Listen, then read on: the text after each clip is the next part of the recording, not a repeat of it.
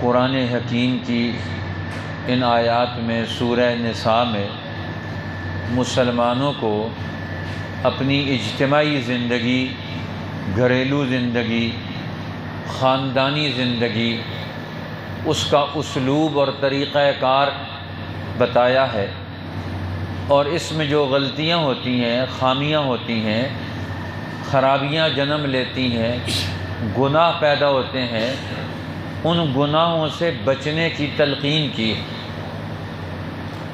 دور جاہلیت میں اسلام کی آمد سے پہلے یتیموں کو، عورتوں کو اور غلاموں کو بہت زیادہ ستایا جاتا تھا، تنگ کیا جاتا تھا، ان کو نقصان پہنچایا جاتا تھا۔ قرآن حکیم نے ان تینوں کمزور طبقوں کے حقوق کے بارے میں پوری امت کو توجہ دلائی ہے، وصیت کی ہے، تاکید کی ہے۔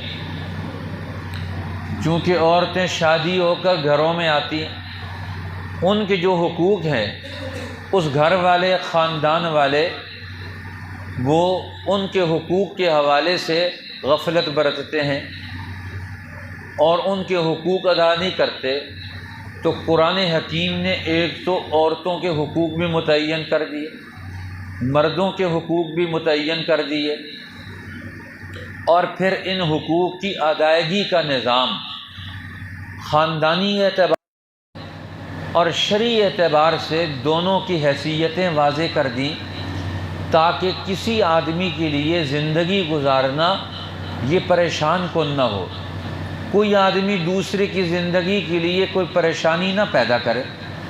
اور پریشانی کب پیدا ہوتی ہے؟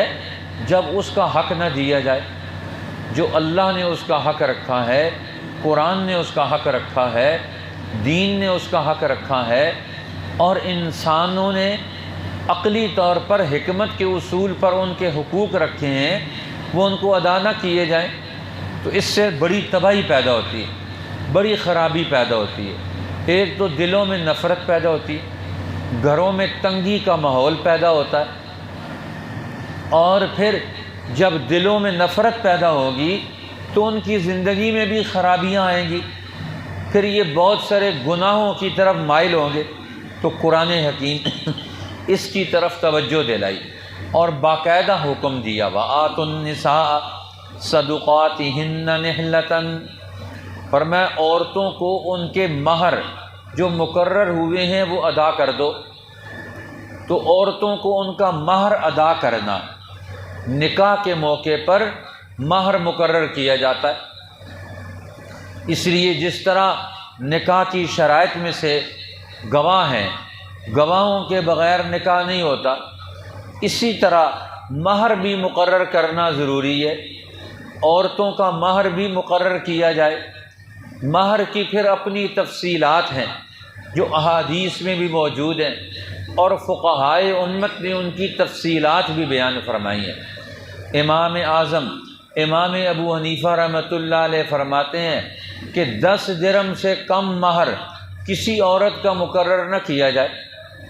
اس طرح آج کل ہمارے ہاں رواج ہے، کہتے ہیں جی 18 روپے مہر مقرر کر دو، کچھ کہتے ہیں 125 روپیہ مہر مقرر کر دو۔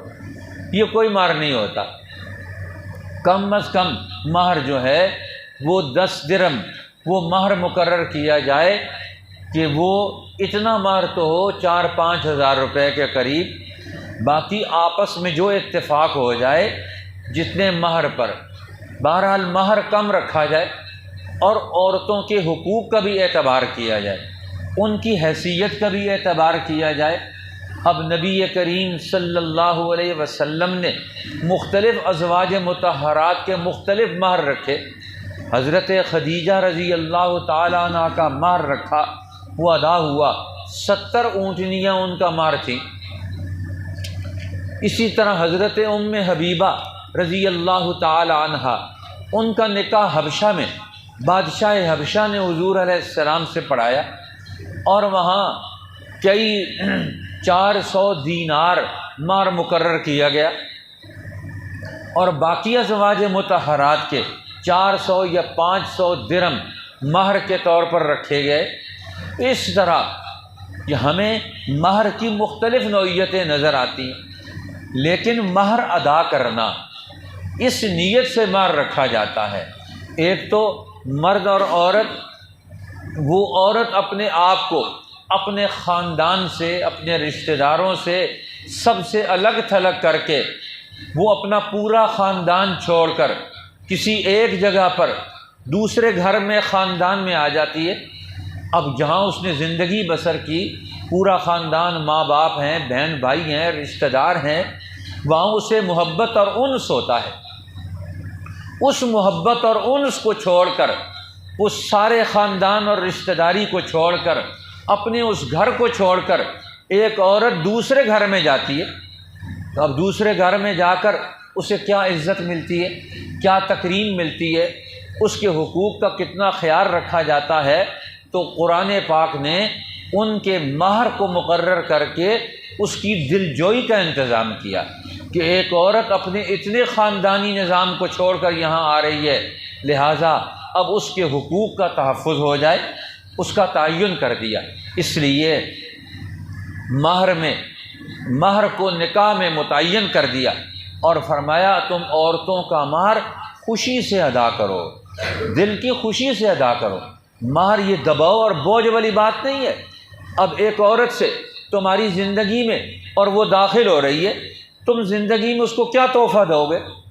تو اب یہ اس کو تحفہ دینا دل کی خوشی سے، اور پھر مہر جو مقرر کیا جائے وہ ادا بھی کرنا چاہیے، ادا کرنے کی نیت سے مہر مقرر کیا جائے۔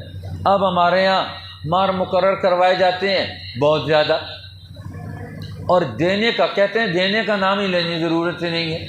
ہم نے کون سا دینا ہے جی مہر، لکھو جتنا مرضی لکھ لو، نہیں، ایک مناسب نوعیت میں مرد کی استطاعت کتنی ہے، اس کی حیثیت کتنی ہے، عورت کی حیثیت کتنی ہے، اور پھر ان کی دل جوئی کس انداز سے ہوگی، اس انداز سے مہر کو مقرر کرنا چاہیے۔ جس کے اندر جتنی صلاحیت اور طاقت موجود ہے وہ جتنا مہر دے سکتا ہو، اور ان کے ہاں جتنا رواج ہو، اس کو مہر مثلی بھی کہا جاتا ہے۔ ہر عورت کے خاندان میں ان عورتوں کا جو رواج چل رہا ہوتا ہے مہر مثلی کے اعتبار سے، کہ ان کی جیسی عورتوں کا مہر کتنا ادا کیا گیا، اس کی بہنوں کا، اس کی چچا زاد بہنوں کا مہر کتنا ادا کیا گیا۔ اب وہ مہر مثلی ایک معیار مقرر ہوگا۔ ایک خاندان والے مل جل کر جو اپنی زندگی بسر کرتے ہیں، اپنی زندگی کے معاملات کے لیے ایک مقدار متعین کرتے ہیں، اس کو دیکھا جائے گا، اس کو بھی دیکھنا چاہیے۔ اس اعتبار سے مہر کو متعین کرنا اور مہر کو پھر ادا کرنا یہ بھی ضروری ہے۔ اب قرآن حکیم نے تو یہ متعین کر دیا، نبی اکرم صلی اللہ علیہ وسلم نے ایک حدیث پاک میں ارشاد فرمایا ہے، جو آدمی اپنی بیوی کا مہر ادا نہیں کرتا، قیامت کے دن وہ زانی شمار ہوگا، جس کی نیت ہی نہیں ہے مہر ادا کرنے کی۔ اس لیے جو مہر رکھا جائے اس مہر کو ادا کیا جائے۔ کچھ نہ کچھ حصہ شادی کے موقع پر عورت کے ہاتھ میں مہر کا کچھ حصہ دیا جائے۔ اب یا تو خامند کھا جاتا ہے مہر، وہ ادا نہیں کرتا، یا عورتوں کا مہر عورتوں کے والی اور وارث، بہن بھائی، اس کے بڑے لوگ جو نکاح کے والی اور وارث ہوتے ہیں وہ وصول کر لیتے ہیں مہر، اور وہ عورت کو ادا نہیں کرتے، یا اس کے گھر والے کھا جاتے ہیں، یا مرد اور اس کے خاندان والے مہر کھا جاتے ہیں، اور کوئی انہیں تلقین بھی نہیں کرتا۔ مہر رکھا تھا، یہ شرعی حکم ہے، اللہ کا حکم ہے، اللہ کے رسول کا حکم ہے، اور ہم اس کو کھا جاتے ہیں، ادا نہیں کرتے، یا ادا کرنے کی نیت ہی نہیں ہوتی۔ یہ بھی ظلم ہے۔ ہم نے اپنے گھر کے نظام کی بنیاد ظلم پر رکھ دی، زیادتی پر رکھ دی۔ اب جس گھر میں پہلے دن سے ظلم ہوگا وہاں رحمتیں آئیں گی، وہاں برکتیں آئیں گی۔ جہاں اللہ کا قانون پامال ہو، اللہ کا حکم ٹوٹ جائے، اس گھر میں، خاندان میں، اس جوڑے میں برکت کہاں سے آئے گی؟ کہتے ہیں جی ہمارے گھر میں لڑائی جھگڑائی ہے۔ بھئی جہاں سے قرآن نکلے گا، قرآن کا حکم نکلے گا، اللہ اور اللہ کے رسول کا حکم ٹوٹ جائے گا، اور اس کو توڑنے والوں کو کوئی سمجھانے والا بھی نہیں ہے، بتانے والا بھی نہیں ہے، تو پھر وہاں رحمت کہاں سے آئے گی؟ برکت کہاں سے آئے گی؟ اللہ کی طرف سے محبت کہاں سے آئے گی؟ اس لیے جہاں دین آئے گا، اللہ کا قانون اور اس پر عمل آئے گا، تو وہاں رحمتیں اور برکتیں آئیں گی۔ اس لیے پہلے دور میں لوگ اس کا اہتمام کرتے تھے کہ مہر مقرر کیا جائے اور وہ مہر ادا کیا جائے۔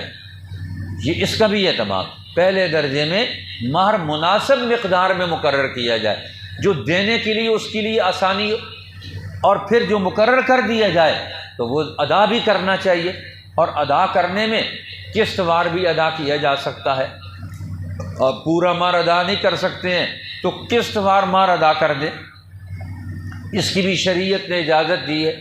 اسی طرح فرمایا اگر عورتیں خود اپنے مہر میں سے کچھ حصہ تمہیں معاف کر دیں، تمہیں چھوڑ دیں، فَإِن تِبْنَ لَكُم مَّن شَيْءٍ مِّنْهُ نَفْسًا، پھر اگر وہ خود ہی اپنے دل کی خوشی سے اپنے مہر میں سے کچھ حصہ تمہیں معاف کر دیں، تمہیں چھوڑ دیں، تمہیں ہدیہ واپس دے دیں، ہدیہ کر دیں، تو فرمایا اب تم اس کو استعمال بھی کر سکتے ہو، اس میں بھی کوئی حرج نہیں۔ کچھ لوگ کہتے ہیں نہیں، ہم نے عورت نے ہمیں اگر کوئی مال دیا تو پھر ہم اس سے بالکل نہیں لیں گے، یہ بھی غلط بات ہے۔ اگر وہ دل کی خوشی سے تمہیں مال دیتی ہے تو تم اس کو خرچ کر سکتے ہو۔ اب قرآن حکیم نے ہمیں سمجھایا، اب یہ جو قرآن کا انداز ہے، اگر وہ خود تمہیں اپنے دل کی خوشی سے کوئی مہر معاف کر دیں، اور خوشی سے کب معاف کریں گے؟ جب آپ ان کو دے دیں، ان کے ہاتھ پر رکھ دیں، پھر اس میں سے کچھ مال وہ تمہیں واپس کر دیں۔ اب دینا شنا ہے تو نہیں، پہلے دن سے کہتے ہیں جی معاف کر دو، یہ کوئی معافی نہیں ہوتی، دیا بھی کچھ نہیں اور کہتے ہیں معاف کر دو۔ اب وہ بیچاری گھر کے اندر ہے، اب اس نے معاف ہی کرنا ہے، کہتے ہیں معاف نہیں کروں گی تو یہ چھوڑیں گے نہیں، کل یہ تانے دیں گے۔ تو قرآن کہتا ہے یہ مہر عورت کی ملکیت ہے، کوئی آدمی کسی دوسرے کی ملکیت سے، یہاں تک کہ خاوند بھی اپنی بیوی کی ملکیت کو وہ غلط استعمال کرے، اس کی ملکیت کا ناجائز استعمال کرے، یہ بھی حرام ہے، یہ بھی ناجائز ہے۔ اسی طرح عورت بھی خاوند کے مال میں سے اس کی مرضی اور اجازت کے بغیر خرچ کرے، وہ اس کے لیے بھی ناجائز ہے۔ جو عورت کا مال ہے وہ اس کا مال ہے، آپ اس کی مرضی کے بغیر نہیں خرچ کر سکتے، اور جو مرد کا مال ہے وہ مرد کا مال ہے، عورت اس میں سے خرچ نہیں کر سکتی۔ ہاں جو کھانا پینا ہے اتنا حصہ لے سکتی ہے۔ ہند جو ابو سفیان کی بیوی تھی، جب وہ مسلمان ہو گئی تو مسلمان ہونے کے بعد انہوں نے پوچھا یا رسول اللہ میرا خامد وہ تو ہاتھ کا کمزور ہے، مال خرچ کرنے میں بخل کرتا ہے، اس کے مال میں سے میں کتنا لے سکتی ہوں، کتنا خرچ کر سکتی ہوں؟ تو آپ نے فرمایا جتنا تمہاری ضرورت کھانا پینا ہے روزانہ کا اتنا اس کے مال میں سے لے سکتی ہو، کیونکہ شریعت نے مرد کے مال کے اندر عورت کا یہ حق رکھا ہے، اس کے روزانہ کا کھانا پینا، نان نفقہ، اور سال کے اندر 2 جوڑے کپڑوں کے مناسب مقدار والے 2 جوڑے کپڑوں کے اتنا تم لے سکتی ہو، اور جو اس طرح کی بنیادی ضرورت ہے اس کے مال میں سے اتنا لے سکتی ہو۔ اس سے زیادہ اگر مرد کے مال میں سے خرچ کرنا ہو تو یہ بھی ناجائز ہے۔ تو قرآن نے کہا اب یہ مال، نکاح کا مال، یہ جو مہر کا مال ہے یہ عورت کی ملکیت ہے۔ جب یہ معاہدے میں لکھا گیا کہ یہ مال تم نے اسے دینا ہے، یہ مہر ادا کرنا ہے، لہٰذا اب اسے ادا کرو۔ اگر اب عورت اپنی دل کی خوشی سے اس مال میں سے کوئی حصہ تمہیں دے دے تو فرمایا اب تم اس کو لے سکتے ہو۔ اس لیے حضرت مولانا اشرف علی تھانوی رحمۃ اللہ علیہ نے بڑی اچھی بات یہ بھی سمجھائی ہے کہ تم عورت کا وہ مال تم اس کے ہاتھ پر رکھ دو، تم نے دے دیا، اب اس میں سے کوئی دیتی ہے یہ معافی ہوگی، تم نے دیا ہی کوئی نہیں کہتے ہیں معاف کر دو، یہ تو کوئی معافی نہیں ہوتی، یہ تو دھوکہ ہو گیا، فراڈ ہو گیا، دباؤ کی بنیاد پر، زبردستی کی بنیاد پر اس کا مال لے رہے۔ تو کسی کا مال زبردستی لینا یہ ناجائز اور حرام ہے۔ فرمایا فَكُلُوهُ هَنِيًّا مَرِيًّا، اب اگر وہ عورت تمہیں مال دے دے، دل کی خوشی سے جو مال دیا جاتا ہے اس کا استعمال کیسے ہونا چاہیے؟ فرمایا اس کو کھاؤ۔ اب مال کا نفع کھایا جاتا ہے، سارا مال نہیں کھایا جاتا، اب مال کو آپ نفع میں لگائیں، اس کو استعمال میں لے کر آئیں۔ اس سے جو نفع پیدا ہو اس نفع کو استعمال کرو، ہر مال کا استعمال۔ جس طرح ہمارے یہاں پنجابی میں کہاوت ہے نا، جانور کا دودھ پیو، جانور کا دودھ دو کر استعمال کرو، جانور کا گوشت ذبح کر کے مت کھا جاؤ۔ یہ نہیں ہے کہ اب اس ہمارے پاس جانور موجود ہے اس کو ذبح کر کے کھا جاؤ، نہیں، اس کو ایسے طریقے سے استعمال کرو کہ جس سے اس کا نفع لمبے عرصے تک تمہارے پاس آتا رہے، اس کو کھاؤ، یعنی اس کا نفع کھاؤ، مال کا نفع کھانا۔ قرآن حکیم نے یہ اصطلاح استعمال کی ہے، فَكُلُوهُ، اب اس مال کو کھاؤ، یعنی اس مال کا نفع کھاؤ، اس کو استعمال کرو، اس کو کام میں لے کر آؤ، اور پھر اس کو ہنیئا مریئا، رچتا بچتا ہوا کھاؤ۔ حضرت علی رضی اللہ تعالی عنہ وہ فرماتے ہیں اگر کوئی آدمی بیمار ہو جائے تو وہ اپنی بیوی کے مہر سے اس میں سے کچھ حصہ اس کو لے لے، اس کی اجازت سے اس سے وہ مہر کا حصہ لے لے 1 درہم، اور اس درہم سے شہد لے کر اس میں بارش کا پانی ڈال کر اس کو استعمال کرے، اللہ اس کو شفا دے دے گا۔ کیونکہ قرآن نے عورت کا وہ مال جو دل کی خوشی سے تمہیں دے اس کو فرمایا ہنیئا مریئا، یہ رچتا بچتا ہوا ہے، یہ تمہارے لیے نفع مند ہوگا۔ اب عورت جو دل کی خوشی سے مال دے گی اسی سے تمہارے لیے نفع پیدا ہوگا، اور جس مال میں ناراضگی پیدا ہو گئی، جس مال میں دوسرے طرف کا حق چھین کر اس مال کو لیا گیا تو وہ مال تو نقصان پہنچائے گا، بیماریاں پیدا کرے گا۔ وہ فرماتے ہیں اس مال کو تم استعمال کرو، یہ تمہارے لیے ہضم کا ذریعہ بنے گا، تمہاری صحت کا ذریعہ بنے گا، تمہاری جسمانی ترقی کا ذریعہ بنے گا۔ تو یہ مال محبت کی بنیاد پر جب ایک دوسرے پر خرچ کیا جاتا ہے تو وہ مال ترقی کا ذریعہ بنتا ہے اور ایک دوسرے کے حقوق کی ادائیگی کا ذریعہ بنتا ہے۔ اس لیے گھروں کا نظام جہاں کسی عورت کے حق کا تحفظ کرنے کے لیے کوئی آواز نہیں اٹھتی، قرآن اس کے حق کے بارے میں آواز اٹھاتا ہے، یتیم کے بارے میں، اس کے مال کی حفاظت کے بارے میں، حقوق کے تحفظ کے بارے میں آواز اٹھاتا ہے۔ اسی طرح عورتیں گھروں کے اندر سب لوگ خاموش ہو جاتے ہیں ان کے حق کے بارے میں، قرآن ان کے حق کے بارے میں بولتا ہے۔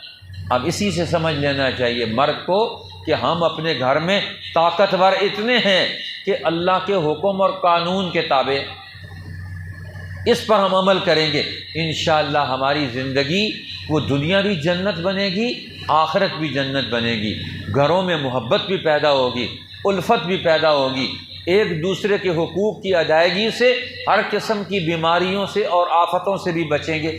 اللہ تعالی ہمیں اس پورے دین کے تعلیم اور تربیت سے اپنی زندگی کو خوبصورت بنانے کی توفیق عطا فرمائے۔ وَآتُوا النِّسَاءَ صَدُقَاتِهِنَّ نِحْلَةً، اور دے دو عورتوں کو ان کے مہر خوشی کے ساتھ، فَإِن تِبْنَ لَكُمْ عَن شَيْءٍ مِّنْهُ نَفْسًا، پھر اگر وہ اس میں سے کچھ مال چھوڑ دیں تمہیں مہر سے، اپنی خوشی سے، فَكُلُوهُ هَنِيًّا مَرِيئًا، تو اس کو کھاؤ رچتا بچتا ہوا، ہضم ہوتا ہوا۔ صدق اللہ العظیم۔ آمین۔ الحمدللہ رب العالمین والعاقبۃ للمتقین والصلاۃ والسلام علی النبی الکریم وعلی آلہ واصحابہ اجمعین۔